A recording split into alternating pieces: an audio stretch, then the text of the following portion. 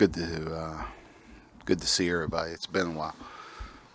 Always enjoy, the quick turnarounds, and that's what we're kind of doing. That's what last week was. Playing 3 games in 7 days. It was just quick turnaround after quick turnaround, and when you have older guys, it's helpful, right? Because they like it because they just like playing games. They don't like practicing. I love practicing, but you can't practice a whole lot when you got to play like 2 days later. Excuse me. But now we're right back at it.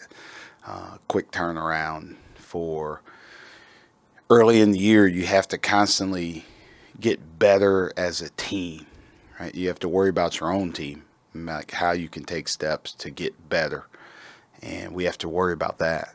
But we also have good opponents that we have upcoming, and Furman is like, they're right there at the top in terms of really good teams. They got guys that cause you problems. You know, kind of take your sleep away when you're thinking about how you guard them. Yeah, just some mismatch kind of problems. So I know Bob Ritchie. He's a really good coach, really good guy. So this will be a great test for us. But one we're looking forward to. We've now, we're just adding the amount of quality teams that we're playing. It's just making us sharper. And now we need to put it together for 40 minutes to be good against these guys.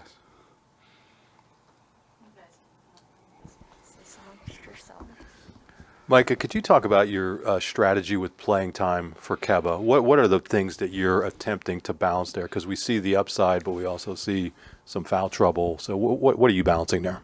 Yeah, I mean, a lot of it is we want to play fast. We have to play at max effort is what I'm telling our guys right now. It's hard to do. It's hard to do for long stretches. Especially this early in the season. You guys you can't replicate how we play to like a game environment. You can't do that in practice. So, like to really ramp up, like it takes it, it's like a gut punch and it takes it out of you. So, guys that right now at this point in the season aren't ready to play those long extended periods. I think if you've looked at any of the teams that we've played, Winthrop, Loyola, Butler, like their guys are gassed. And we're trying to sub, like hockey lines to keep guys as fresh as we can. So, he's got to get that part of it where he can play for long stretches. It's such a physical game, especially down there in the post. And then, we're asking him to play pick and roll defense. We're asking him to rebound. We're asking him to sprint to the other end. We're asking him to set ball screens, roll. You don't get it, flash back up, catch it, go into the dribble handoff, go on the other side, set the ball screen, roll again, sprint back on defense. I don't know if anybody can do it at the max level. So he'll get there. He'll get there. He's doing a good job. Every second that he gets on the court is helpful because he's just trying to shorten that learning curve with every moment. Micah, playing off that a little bit, how important are Evan, Jamil, and Kanye going to be in Charleston? Because, we saw last night you cut the rotation to 8 against a tough opponent. How important are those guys going to be, potentially 3 games, 4 days? Yeah. I talked to all those guys about really being ready for your moment, being ready for your opportunity. I think everybody will have a chance to help us and help us win. I've tried in the first couple of games to get those guys some minutes, in some meaningful minutes, right? Not at the end when it's 25 points. Tried to get them in the first half. I tried to get them in a little bit in the second half when it's close, where they're getting some intense moments. So hopefully it helps, but they're playing against, like, we're playing against good people, so they got to be as sharp as possible. So we do some things on these off days to try and keep them sharp, right, in terms of how they're working out, like playing some games, doing some defensive stuff to keep them sharp, get them the reps that they need. So now when their number is called, they're able to step in and help us. At this kind of early stage in the season, and some of the teams specifically that you're playing, what's the balance of weight on the scout and just who you are and who you want to be? Yeah, I think you think about like a tournament like this coming up where you're going to play 3 games in 4 days. You have to lean on your system. Like, your system has to be good because you don't have time to go through everything that they're going to do. Like, I said it to one of the refs last night about something. I was like, hey, I was talking to Brian O'Connell. I was like, Brian, I have an encyclopedia of plays. And I just wait. I love to use them. Like, you might see something one game, you might not see it for another 5, right? Then we bring it back out. Like, Bob Ritchie's got the same thing at Furman. So, like, we can't go through everything that they're going to do because I got no idea. And the same thing, if you're fortunate to move on and play, like, you look at these teams, like, you see Davidson, you see Virginia Tech, you see South Carolina, Colorado State. Like, these dudes can coach, and you don't have time to go through everything. So you have to lean on your system. You have to lean on what you've put in, and then trust it. And then you got to, be able to play off instincts from there to take some stuff away.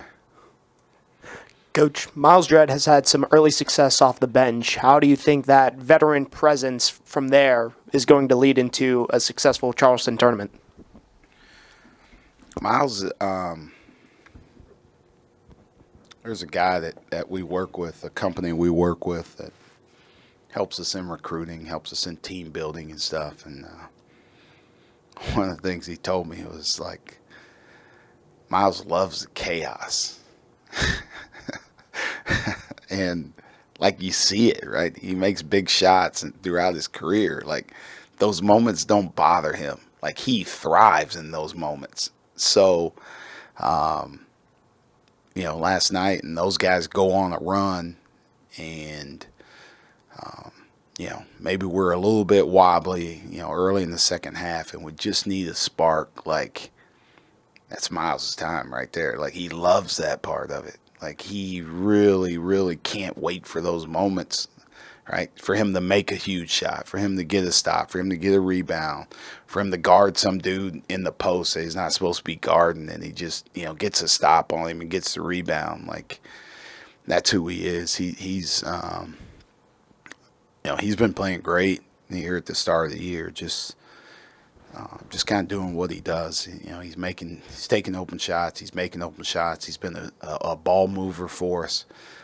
He's been defending people. He's been a talker. So, we need him. This is a tournament for the old guys, right? They've been through these kind of things where they see it, and they can go from one thing to the next and know, like, as soon as it's over, let's get ready for the next game. And that's that kind of veteran leadership that we're getting from Miles, we're getting from Pick, Seth, Funk, Cam, all those guys.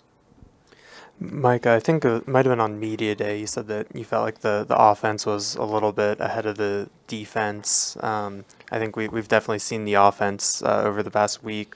How do you feel about where the defense is, how it's coming along? I think we're getting closer to where we need to be. I thought we gave up too many threes in our first game to win through, but it's been better the last couple games. But also, who you play kind of dictates that as well, in terms of your three-point defense, things like that. There's small things that we can continue to correct. there's still a couple things that we haven't shown yet, that, but, you got to get good at it in practice before you unveil it during a game. So, but playing these quick games, you don't have time to practice as much. So there'll be some other things that I think we'll start to add more as we get closer to the Big Ten and we get into the second part of the season. But we got to get our base defense down, and I think the knowledge is there. The execution is getting closer and closer. We just have the moments where it's not every possession. We have pick and roll defense, and there's 2 really good possessions, and then there's just 1 so-so possession, right? We got to get it to where it's 3 really good possessions. And I think that's when we'll really start to take off defensively. But, I like the effort that we're playing with. We need to be a little more active with our hands, try and create some more turnovers just by being in the right spot. I think that'll help us some too. We haven't done that the last couple of games. Micah, you remember you talking about how fun it is being able to coach these guys. What's it like seeing this team come together through that veteran leadership core and trickling on down to the freshmen? It's one of my favorite parts, and I go through and watch the game a couple different times after a game. So I usually start and watch all of our defensive possessions in a row.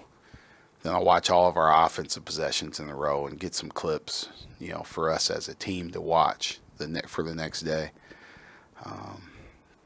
Then I go back and watch it again in full time, so I can kind of get the feel of the flow of the game, right, from offense to defense, from possession to possession, how the game flow is going, right, and I watch it that way. But when I'm watching it in that way, one thing I always look at, and this is as a coach, this is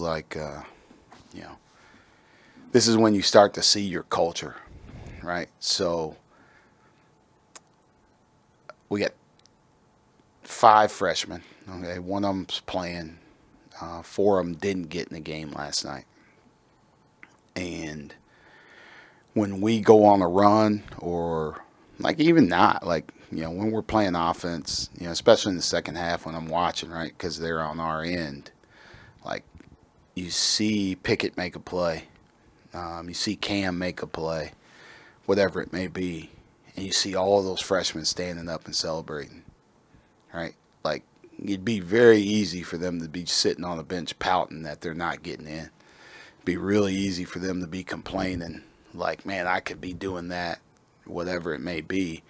But one of the things we always talk about is celebrating each other's success. And those guys are doing it, right? They don't know. They don't know when their time is coming.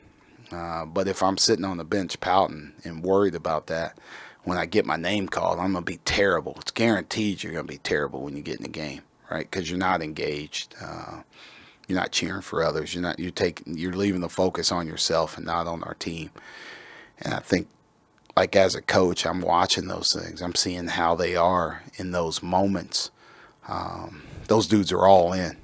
They're all in, and that's why I say I enjoy coaching this team. I enjoy being around it. We got a lot of selfless guys that are cheering for other people because they know their time could be coming. And those guys will be doing the same exact thing for them. Micah, we haven't seen Demetrius Lilly yet this season. How close is he to a return to the court, and how do you expect him to impact the rotation once he does come back? Yeah, he's been in actually this week. He's probably practiced more this week than he has. He's been in and out a little bit, so it hasn't been consistent. But he's been in everything this week, so. I think he's closer. The hard part is, like I said, you don't. His biggest thing is he's the game conditioning. He just doesn't get it. So in practice, that is what I mean. Just doesn't get it in practice like you need to in a game. So we got to get him up to speed. It's so hard. And then you also, I was talking to Coach Painter about this morning. That sometimes you don't play people to protect them, right? Like you throw somebody into a game. Like I think all of our freshmen are going to be really good, but I don't know if last night's game was the game for them, right? The first time you're playing a high major opponent in a pretty tense atmosphere environment. Both teams are playing really hard. Like sometimes like you don't want to put a guy out there and have him fail in that moment, right? Now like his confidence is shook a little bit. I think those guys need to continue to earn their way into time through what they do when they get their time and what they're doing in practice. And I think Meach has to do that. Like he's got to be able to see himself play. Hopefully we get some opponents where we can get up again and give him 5 to 6 minutes of action so he can get his feet wet and get going a little bit. He is, he's got some physicalness to him. He's determined on the glass. He really goes after the offensive glass. He's got great hands, but he's really crafty offensively. Like facing the basket, he can pass. He can handle the ball. He kind of slips through the cracks a little bit when he's rolling. So he can bring us another different kind of element when he's in. So I'm looking forward to getting him some time, before we really get going here into the season.